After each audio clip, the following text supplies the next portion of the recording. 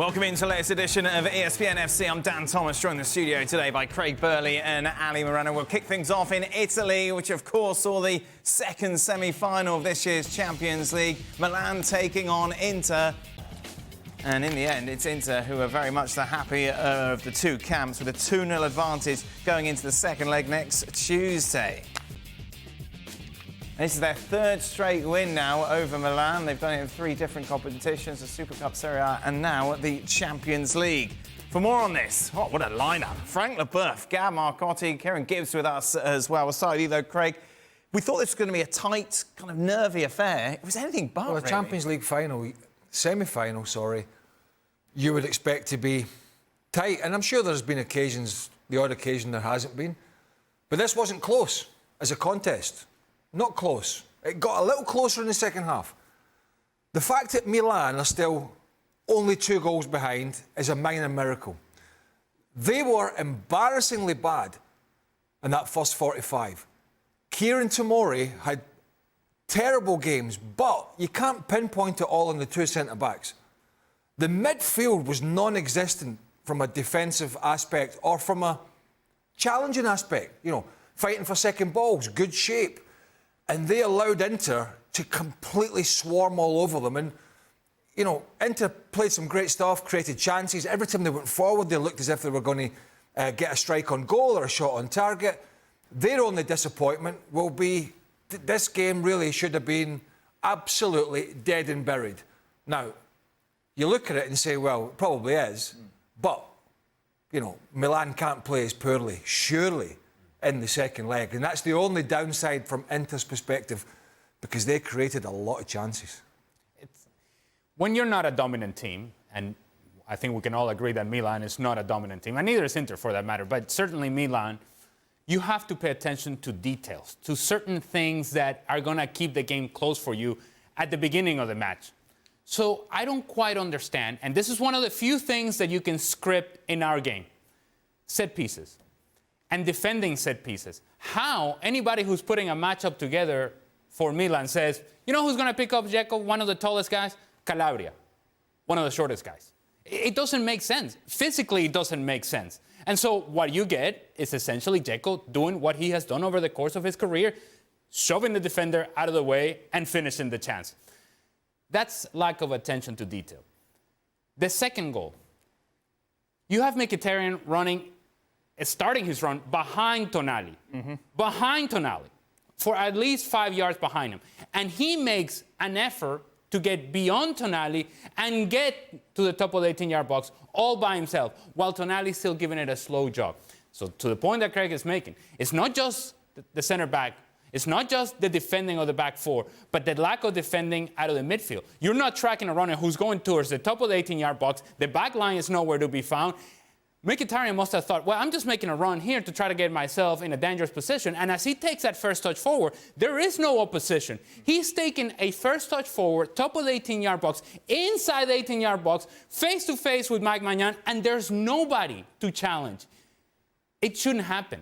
Those things for a team that is trying to find their way into a Champions League final, a team that is not dominant, that is limited in the attack, that perhaps their biggest threat in the attack is out injured, Rafael Leao, you have to manage those moments much better than Milan did. They're very fortunate that they're still in this, if you think indeed they are. How the heck did this happen, Gab? I think Ali's... I like to disagree with Ali sometimes, but I think this time I give him a solid 9 out of 10 with his analysis. Oh, well done. Thank you. Thank you. You can go home now. Thank you. Only thing I would say on the set piece is Calabria is considered to be a good leaper, and Inter also have Bastoni and Acerbi, who are very good in the air, maybe even better than Dzeko. But that said, he analyzed it. They didn't look prepared for this. I think the other thing, momentum also matters. Inter have been actually playing really good football now for more than a month. The results only started getting better more recently, but they've been playing well. Whereas with Milan, also because he rotates the entire team in certain games and whatever else to try to keep them fresh, that certainly hasn't been the case. Chuck in Lau. I'd also chuck in Benacer getting injured early. He made a big call there, I thought, by rather than replacing Benacer with somebody like Tommaso Pobega and kind of keeping that same setup with the three midfielders, he opted to send on an attacking player like Junior Messias. And I think, obviously, right, they're already down at that point, but I think that certainly led to Inter creating more chances in that first half and Inter's confidence growing. Kieran, some of that defending was reminiscent of you back in the day.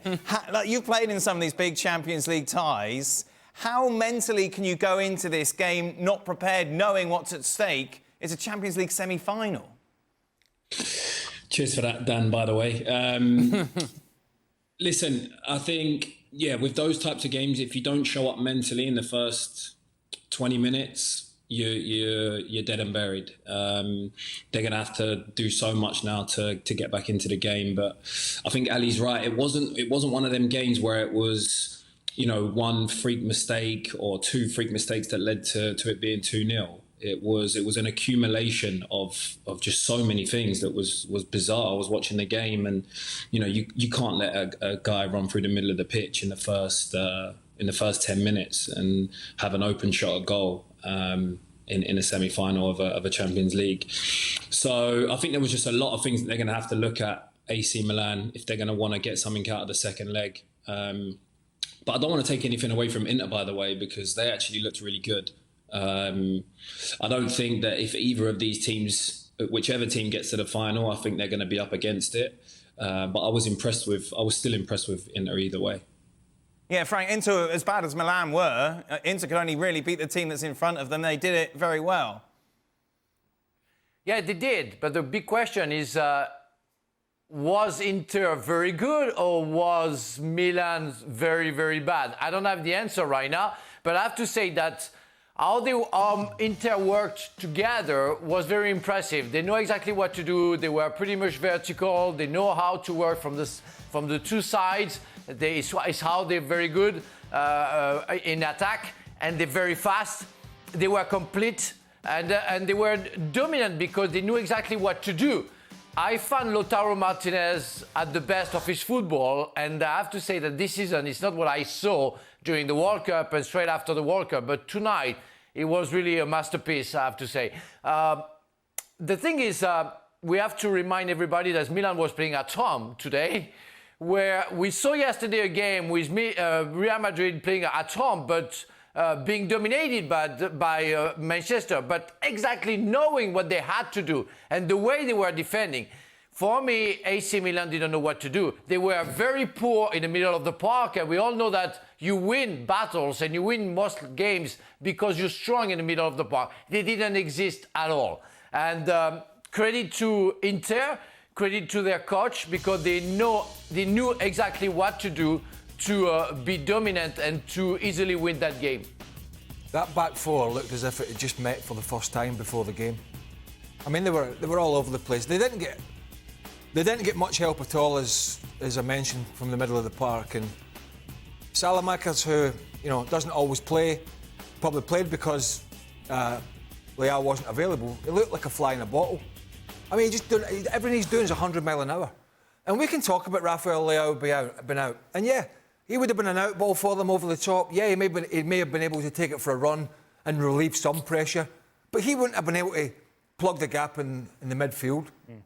He wouldn't have been able to sort out the defensive issues. So, it may have caused a little bit more of a threat, but that wasn't going to be the big difference, not the way they played from a midfield to back four perspective. It just was not good enough. And on the other side of the coin, although they didn't have much to worry about, Inter Milan looked pretty solid with that back line, didn't they? Kieran, just take us through the psychology of not having your star player. How much does that affect a team going into a clash like this? I mean, it's a confidence thing. Obviously, when you rely on big players, they show up in the big games, and this was a big game. So there'll be disappointment with that, and he is a top player. So I don't know if he's going to be available for the second leg, but they'll be hoping so for sure. Especially the fans, they'll need something to look forward to. Let's talk about the penalty then decision, shall we? Frank, penalty or no penalty? No penalty, and I'm better be worried or upset in a way that if you decide to not give a penalty because you think that Lautaro Martinez exaggerated the fall, why don't you give him a yellow card? Especially when Mena kept on saying that. Why don't you do that? Because you've been trapped into the trick of Lautaro Martinez. He exaggerates the movements. Therefore, you fall for it. Then you realize there isn't a real contact. So therefore, no penalty. So why don't you give him a yellow card? That's the rule. What was the Italian perspective on that decision, Gab? Well, I'm not going to speak for 60 million Italians, but I can give you my perspective. No, but you would have watched it on Italian television and they would have discussed it. The way referees discussed it in Italian television, which was, funny enough, different from the way it was discussed here in England, where it was all like, oh no, high bar, and VAR can only call him if it's clear and obvious. Was that clear and obvious? Blah, blah, blah. Can we just hit this nonsense on the head, right? Once and for all.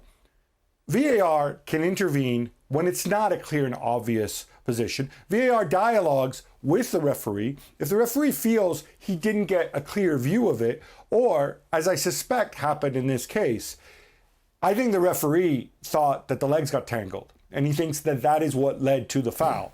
And I can imagine a VAR asking Gil Manzano, like, hey, why did you give the pen? He says their feet got tangled, and they say, no, they didn't. There was contact with Kjaer's arm, and he says, okay, well, I better not screw this up. I better get it right. Let me take a look at it again. This kind of stuff happens all the time. It's nothing to do with clear and obvious. We should be debating whether it was a penalty or not whether it was clear and obvious and was VAR right to intervene and whatever else. I think very obviously it's not a penalty. I also don't think, and I disagree with my friend Magic Mike and with Frank here, it's not one of those binary cases where it's either penalty or it's a yellow card for diving. I think there was contact. I think he's off balance, and I think he goes down. I think it's as simple as that. That doesn't mean it's a penalty. Doesn't mean it's a dive either. I was absolutely delighted that we've finally seen VAR not sitting there going, oh, there was a bit of contact there, so I'm not going to bother the referee. And I can understand at full speed penalty. Understand totally. Once he goes to the monitor and sees that it was such minimal contact, if any, apart from the little hand on, where's the problem in getting this right? Rather than saying, oh, he shouldn't have gone across there, as Gab said, because it's not clear. Well, it is clear and obvious because he's gone over to the monitor and he clearly thinks the match official, who is the main man, not VAR, not the fourth official, the match official, it's his shoulders that this will rest on. He's gone across and he's went, you know what? I've made a mistake. That's brilliant to see. Now, we see all the time in the European leagues, the other, domestic leagues, VAR, when they see this slightest contact, generally don't send the referee over. It's a get-out clause, almost. Yeah, it's a get-out. Well, there's contact. So, we don't want to re-referee this. It's too big a game to do that. And I was absolutely delighted these officials went over and came to this conclusion. This is VAR working at its best. Usually when we talk about VAR is with a negative connotation. Mm-hmm. This is VAR actually working and getting the call right. I know a dive when I see one. And I know exactly what Lautaro Martinez is trying to do. He's trying to drag those feet and trying to find the contact. And the contact wasn't there. But once he felt it on his side, that's enough for him to go down. I would have done exactly the same thing as he did. The truth of the matter is, I know a dive when I see one. He knew it as well. And you know how he knows? There was no complaint from Lautaro Martinez. He wasn't getting on the face of Jesus Gil Manzano, the referee. He wasn't with his arms up in the air. I can't believe he didn't give me a penalty. He was trying to get away with it. He did not. VAR worked. Kieran? I agree with Ali. I would have done the same thing, though, if that was me. So I'm not going to say too much on Martinez for that. But yeah, no penalty. Oh, everyone agrees. Hey, Can we go home? Yeah, we go. Oh wait, the bus off. English players are divers now? I don't understand football anymore. Yes, how dare you? The very fact that he got in there for the penalty to be, a debating point. Right. Sort of summed up the whole defensive aspect of Milan's performance in the first half. That Simon Kjær, and all his experience in Danish international, gets tight, tries to get the wrong side, actually gets in front of Martinez, reads it, miskicks it, and that allows Martinez to get in and the rest happen. I think that kind of summed Milan up. It's a head-scratcher to me why Milan and how Milan have even got to this stage with the talent they've got. I mean, I know in the last stage it was Tottenham, I think, they put out, I believe. Am I right? I wasn't listening. What were you saying? Tottenham? Tottenham and Napoli, yeah.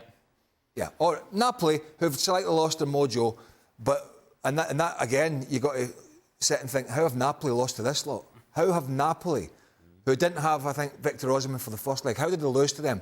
I can understand Tottenham, because they're just garbage. Yeah. But, you know, I think we're seeing the shortcomings, certainly, of this Milan side at this level now against this Inter team who have been, as Gab said, playing a lot better recently. What did you make of the late quote-unquote punch, Frank? Did you feel that maybe VAR should have intervened there? I think so, because it's a deliberate punch on the stomach, I would say, or on the abs. And yeah, it can be viewed, I think, and the referee could have made a decision. For me, there is something. There is something. And for me, it's a pen, it's maybe a red card, but it's a deliberate punch, so it has nothing to do with football, so it's a violent conduct. Gab, what does 60 million Italians say about that? I think it is one of those that could have been given. I mean, Manzano, as you know, isn't somebody who blows up at every call. I assume the VR's interpretation is that Krunic was being held and he sort of like lashed out to try to get free, which you see sometimes. And Bastoni is a big, strong boy, and he goes down like that. But yeah, it's hard to assess. I think how violent it really was, and whether it was get three. That's the only thing I can think of, because there's no question that he hits him. How violent? Well, I don't care how hard, how softly he hit him. There was an actual conscious decision from Krunic to swing his arm back and punch Bastoni. I think, and I agree with Frank, that is the definition of violent conduct. It has no part in the game. He has made a conscious decision to do it. No question in my mind that should have been a penalty. Let's take a look then at how the bookies have things set. Looking ahead to the second leg, which of course is next Tuesday. Inter very much in the blooming heck. Well, that's that done. Well, I think I might go with a cheeky $10 on Milan. Inter are 33-1 on to book a place then in this year's Champions League final. Milan 14-1. Gab, the obvious question is, any chance for Milan? I think they definitely have a chance, and I would join Craig in putting a bit of ducats on Milan here. Guys, there's 90 minutes to play.